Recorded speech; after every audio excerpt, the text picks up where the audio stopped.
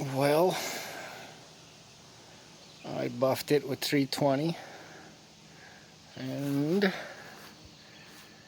laid on some black Rattle can special without the good tips.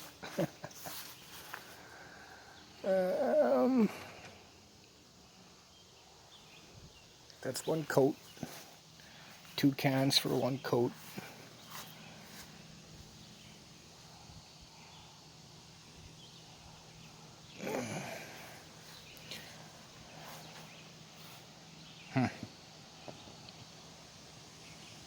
I mean, it's got a little bit of fish eyeing going on there, but I'm not a body guy. Couple little bugs. Yeah, touch that later. But not too shabby. Not at all.